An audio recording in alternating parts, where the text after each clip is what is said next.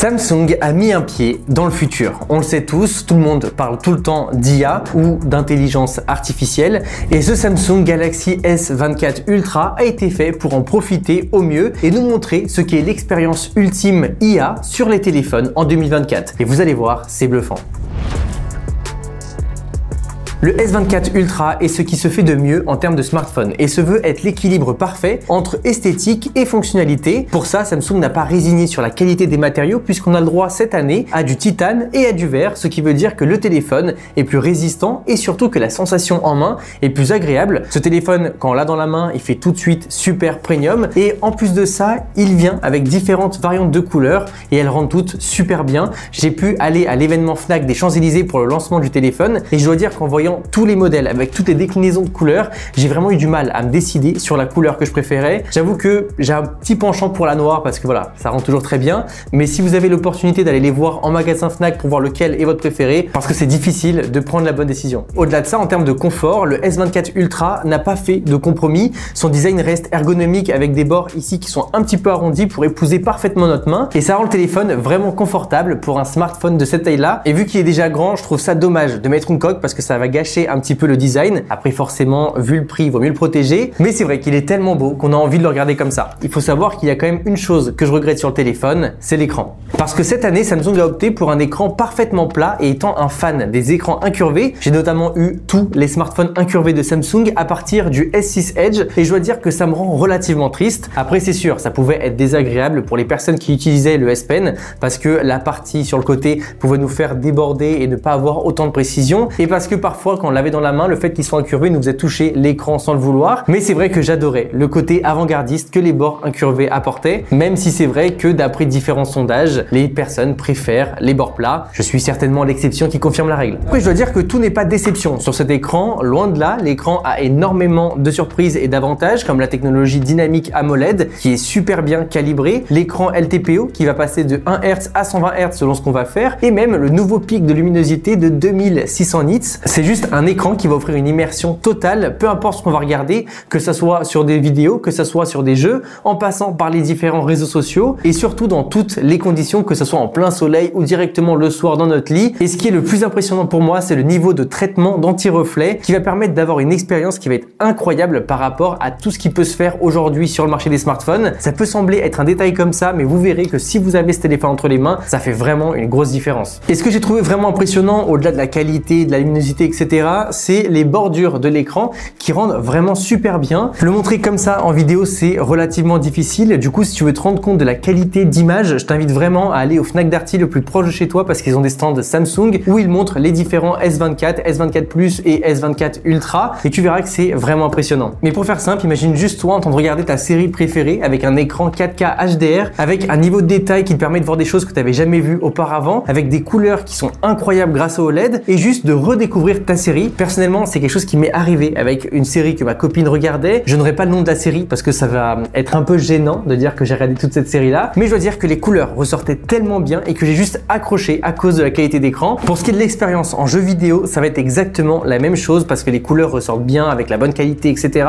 Mais on a un facteur en plus, c'est que on a un écran 120 Hz qui rend les jeux toujours aussi fluides et surtout avec le niveau de performance qu'il va apporter, on réussit tout le temps à avoir du 120 Hz, ce qui est juste magique. D'ailleurs, puisqu'on parle de performance, on peut dire que c'est l'un des smartphones les plus puissants du marché. Sauf que ce que beaucoup de personnes vont oublier, c'est que qui dit performance dit aussi longévité. Et grâce à cette nouvelle puce qui fait mille et une choses, on peut être encore plus content parce que Samsung a annoncé 7 ans de mise à jour sur ce modèle. Ce qui veut dire qu'on parle d'un téléphone qui devrait presque vous accompagner une décennie, ce qui est énorme. Après, évidemment, si vous avez l'habitude de changer de téléphone tous les 2-3 ans, ça veut malgré tout dire que votre téléphone au bout de 3 ans se revendra beaucoup mieux parce qu'il aura toujours 3 ans de vie. Donc globalement, c'est quelque chose qui est super intéressant. J'ai pu évidemment le mettre à l'épreuve avec différents montages que j'ai pu faire sans aucun souci, retoucher plusieurs photos en haute résolution encore plus simple et tout simplement en jouant avec le maximum de graphisme. Mais honnêtement, il n'y a rien à dire dessus. Le téléphone réussit tout le temps à faire tout ce qu'on lui demande. Et ce qui est encore plus intéressant avec ces nouvelles puces, c'est que le niveau d'efficience est encore plus intéressant, ce qui veut dire qu'il réussit à consommer encore moins de batterie, ce qui permet de gagner en autonomie. Et bien que la batterie ne soit pas plus grande que sur la version précédente, S30 ont réussi malgré tout à gagner pas mal d'autonomie en plus sur ce nouveau modèle. Pour vous donner une idée, il m'est arrivé plusieurs fois de finir la journée avec 60% de batterie sur le téléphone et il ne m'est absolument jamais arrivé de commencer la journée avec 100% de batterie et de la finir à 0, ce qui est juste super confortable et qui nous permet d'avoir vraiment confiance en notre téléphone et savoir qu'il va nous accompagner absolument tout le temps sans aucun souci. Ce qui va aussi nous donner beaucoup de confiance, c'est la qualité des caméras parce qu'elle va permettre de prendre d'excellentes photos sans avoir à toucher à différents réglages et à prendre du temps pour faire la meilleure photo possible. Tout ce qu'on a à faire, c'est de cadrer notre sujet et d'appuyer sur le bouton photo et les photos ressortent toujours super bien. Par contre, c'est vrai que j'ai pu voir que beaucoup de personnes se préoccupaient par rapport au zoom parce que si on compare le S24 Ultra par rapport au S23 Ultra, on se rend compte qu'il y a une grosse différence. C'est que le 23 avait une caméra zoom x10 de 10 millions de pixels alors que ce nouveau modèle a une caméra zoom x5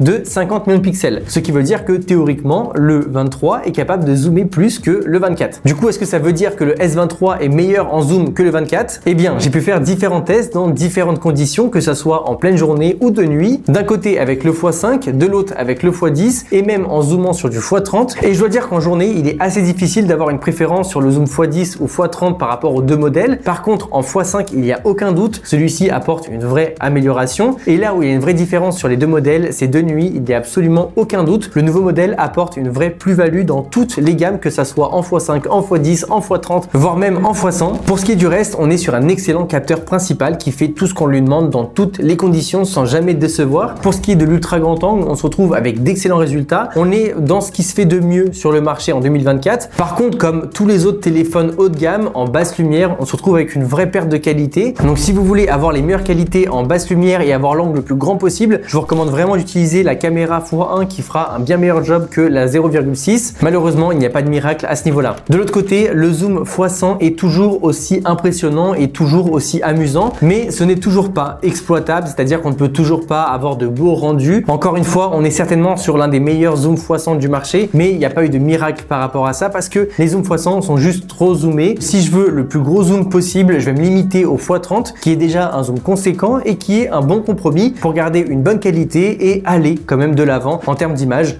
Donc après, ce sera à vous de voir, mais je trouve que le x30 est vraiment très bien par rapport à ça. Au-delà de toute la partie photo, les vidéos viennent vraiment apporter un plus avec ce téléphone. Ce qui m'a le plus convaincu et donné envie de tester, c'est tout ce que va apporter la nouvelle puce, donc la capacité de filmer en 8K 30 images par seconde. C'est pas quelque chose qui m'intéresse, mais par contre, cette fonctionnalité-là va permettre aussi de filmer en 4K 120 images par seconde, ce qui permet certainement d'avoir les meilleurs ralentis de qualité. À savoir que pour avoir un appareil photo qui fait la même chose, donc de la 4K en 120 images par seconde, il faut forcément payer au minimum 1000 €. Donc rien que cette fonctionnalité-là devrait convaincre la majorité des créateurs de contenu ou même des amateurs de belles vidéos de passer au S24 Ultra. Et l'autre bonne nouvelle par rapport à l'image, c'est que Samsung a travaillé et a collaboré avec les différents réseaux sociaux pour qu'on puisse enfin avoir une qualité d'image digne de ce nom sur les réseaux sociaux. Ce qui veut dire que maintenant, on n'a plus besoin de prendre nos photos avec le téléphone, puis ensuite les reposter pour avoir une bonne qualité. C'est quelque chose qui manquait terriblement aux smartphones Android de façon générale. Et le fait que Samsung vienne corriger ça, c'est juste fantastique. On va maintenant parler d'une grosse nouveauté sur ce téléphone qui est l'intelligence artificielle. Il va être difficile de parler de toutes les fonctions qu'on va avoir sur le téléphone parce qu'il y en a vraiment beaucoup, mais je vais vous donner mes 4 fonctions d'intelligence artificielle préférées sur CS24. Et évidemment, ce sont des fonctions qui vont réellement changer votre quotidien parce que pour moi, ce qui est le plus important, c'est que lorsqu'on achète un nouveau produit, c'est qu'il fasse une vraie différence par rapport à celui qu'on avait précédemment. Et pour moi, si vous avez un téléphone autre que le S23 Ultra, un Flip ou un Fold 5 qui vont être compatibles avec toutes ces fonctions d'intelligence artificielle, vous devez considérer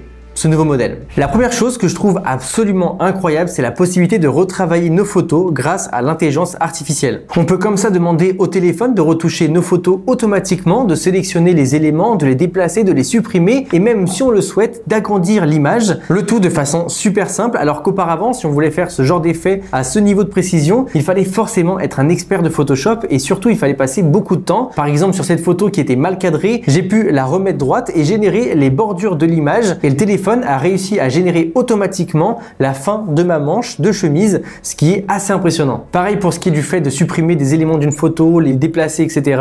C'est quelque chose qui fait vraiment la différence. Autre fonction pour toutes les personnes qui voyagent beaucoup et qui ont besoin de parler avec des personnes qui ne parlent pas forcément la même langue que nous, il y a maintenant la possibilité, grâce à l'intelligence artificielle de Samsung, d'écrire directement un texte et d'avoir automatiquement une traduction de ce qu'on a écrit. Ça fonctionne vraiment bien et ça permet de gagner beaucoup de temps parce qu'on n'a plus besoin d'écrire un message sur l'application de traduction et ensuite de revenir et de copier, de renvoyer. Tout se fait directement depuis le clavier Samsung et fonctionne donc sur absolument toutes les plateformes. Mais Samsung va encore plus loin parce que lorsqu'on passe des appels, on peut directement activer l'assistant d'appel et faire des appels via texte et des appels via la traduction directe. Et ce qui est assez incroyable, c'est que les appels sont directement traduits en direct et font penser à une vraie fonction du futur. Aujourd'hui, c'est vrai que c'est un peu trop lent pour remplacer une vraie conversation, mais si vous êtes en voyage et que vous voulez commander une pizza ou faire juste un appel rapide avec quelqu'un qui ne parle pas votre langue, c'est quelque chose qui fait complètement le boulot et surtout ça va s'améliorer avec le temps et ça deviendra de plus en plus transparent, donc j'ai hâte de voir l'évolution de tout ça. Autre chose qui est vraiment impressionnant et super utile au quotidien, c'est la possibilité de prendre un texte et de demander à notre téléphone de le résumer. Ça va vous permettre de remettre le nez dans un sujet qui était très compliqué sans avoir besoin de relire l'intégralité du document, ce qui personnellement me sert tous les jours vu que j'ai tout le temps des articles à lire par rapport à des nouvelles technologies et comme ça je peux juste utiliser l'intelligence artificielle pour avoir un résumé de tout ce qui s'est dit, de pourquoi c'est bien et ne pas avoir besoin de perdre 10-20 minutes à chaque fois sur chaque article. Mais supposons que le document soit à vous et que vous devez l'envoyer à quelqu'un,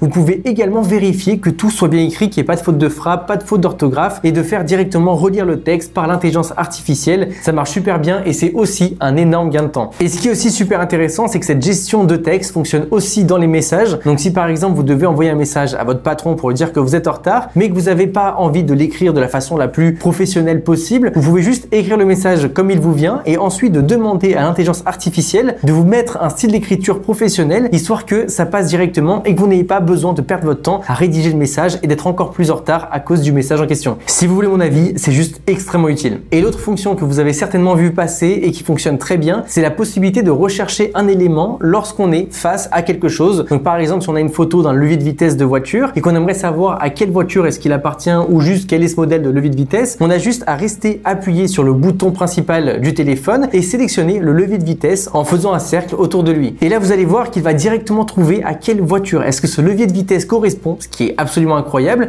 et vous générez une recherche Google directement à partir de cette photo-là. J'ai pu le tester dans plein de conditions et le coup du levier de vitesse m'a vraiment impressionné. Et je suis persuadé qu'avec le temps, ça va devenir une habitude et devenir quelque chose qui va être indispensable sur le téléphone. Il y a évidemment plein d'autres choses que le téléphone fait grâce à toutes les fonctions d'intelligence artificielle, mais je compte vous faire une vidéo astuce sur le sujet, histoire de vous donner toutes mes astuces préférées sur ces nouveaux smartphones Samsung. Donc pensez bien à vous abonner. Par contre, il y a quelque chose qu'il faut absolument signaler et à noter par rapport à toutes ces fonctions d'intelligence artificielle, c'est le fait qu'elles soient annoncées gratuites au minima jusqu'à fin 2025. Ce qui veut dire qu'elles peuvent potentiellement devenir payantes avec le temps puisqu'elles sont sur les serveurs de Samsung et qu'elles génèrent des coûts à Samsung, mais que au pire des cas, ça allait devenir payant en fin d'année 2024. J'ai pu demander directement à Samsung comment ça allait se passer et ils m'ont dit qu'ils n'avaient pas forcément plus d'informations par rapport à cette date-là. Ils m'ont bien expliqué que ça serait au pire des cas fin d'année 2025 et que ça pouvait être bien plus longtemps pour nous en Europe. Donc on a juste à espérer que ça soit disponible le plus longtemps possible gratuitement. Pour conclure, je dirais que ce smartphone est sans aucun doute mon smartphone préféré de ce début d'année, tout simplement parce qu'on a atteint une certaine maturité en termes de technologie, que ce soit l'écran, les caméras, le logiciel, la batterie, les performances et tout ce qui vient avec le téléphone de façon générale. Je trouve que Samsung a cette année fait un grand pas en avant, même si en termes de design et à première vue on a l'impression qu'il n'y a pas énormément de différence. Je trouve que c'est un téléphone qui apporte une expérience et on se retrouve vraiment avec quelque chose de particulièrement complet lorsqu'on a ce téléphone en main, et ce téléphone risque de faire casser beaucoup de tirelires à beaucoup d'entre vous. Et mon seul conseil, c'est que si vous avez vraiment besoin de toutes ces performances et de toutes ces fonctionnalités, vous ne pouvez pas vous tromper avec ce téléphone là, ça sera forcément un bon investissement. Et honnêtement, je pense bien avoir trouvé mon nouveau smartphone Android perso.